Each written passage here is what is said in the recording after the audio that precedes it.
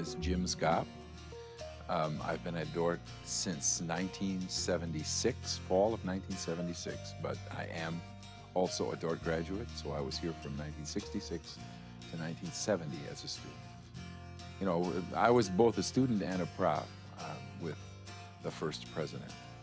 I came to Dordt in 1977, his second year of professorship here, and got to know him in an English 101 class when on a paper that I wrote poorly, he wrote across the top, "If you burned this and started again, you'd have done much better." And that was my introduction to Jim Schaap.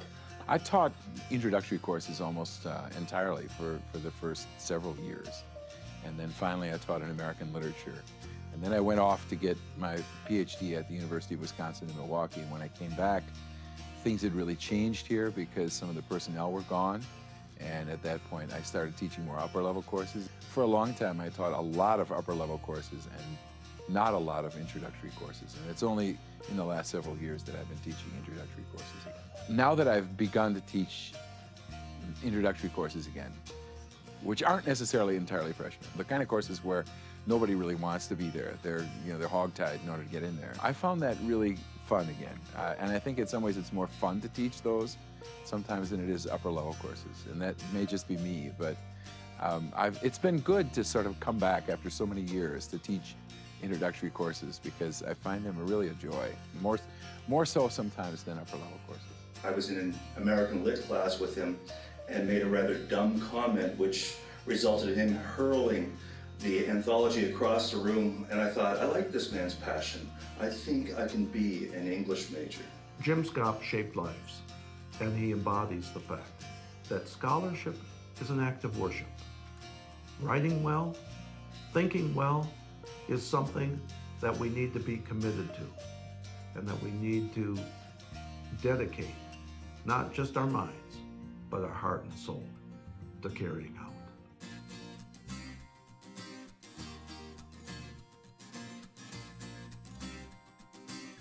Well, I think throughout all of the years here in the English department, we've always had a lot of, we've gotten along well. I can't remember ever that there was ever, much rivalry or people mad at each other. It's always been a good place to work. Now, the climate at Dordt hasn't been sweet, but the climate within the English department has always been really good. And I've had the joy of working with some really, really good people. Hugh Cook, who taught here for a long time and went to Redeemer. Jim Vanden Bosch, who taught here for a while and went to Calvin. Well, Randy Vandermeer, who was to Westmont.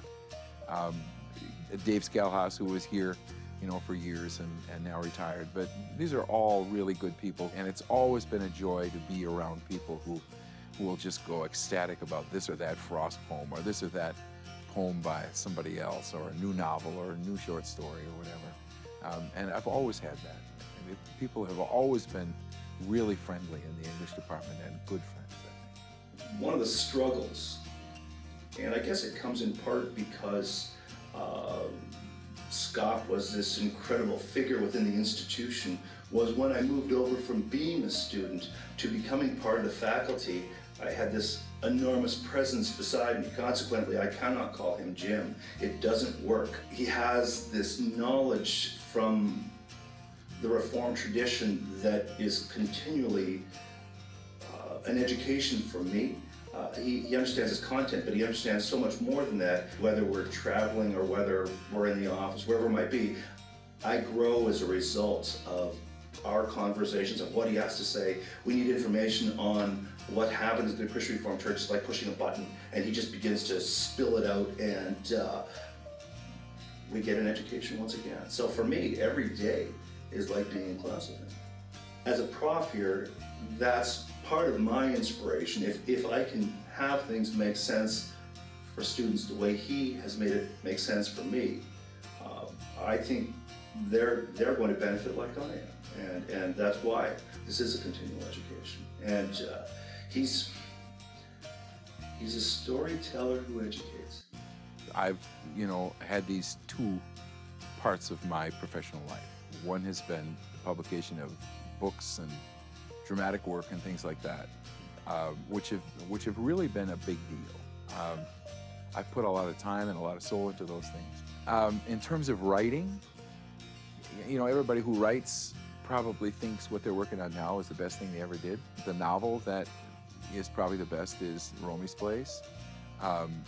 The larger book that is sold more than anything else is Things We Couldn't Say. It's a biography I did of a woman who was in occupied Holland during World War II. The most interesting thing to me and the most gratifying thing to me is I wrote the last history of the Christian Reformed Church on a contract. And then I told him that I think I could make a play out of it. And we toured all over the place with that play. And that was really a joy.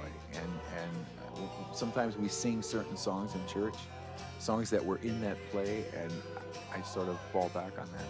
I think that was one of the highlights of the 35 years that I spent here.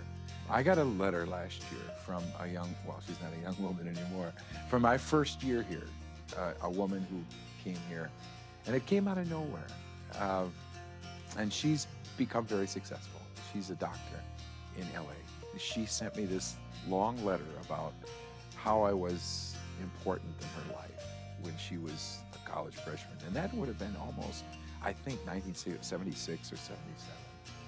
I almost said to myself, if no one would ever say anything else about, yeah, you were a good teacher or you influenced my life or something, that would be enough.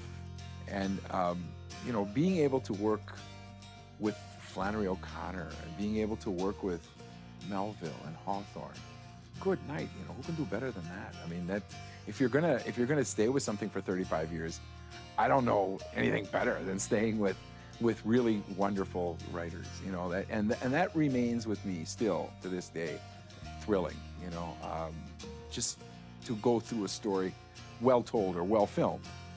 I just watched Gods and Men for the first time this week, and it's just absolutely moving. I mean, you can't do better than that, can you? I mean, that's a good life if that's what really, you know, hits you in the heart. Then you can't do better.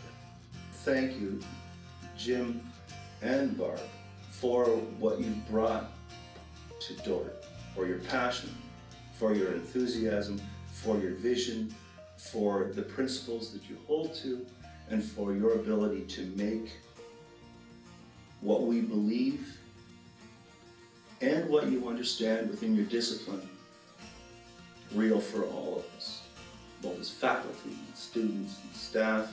We've grown as a result of what you people have brought to us.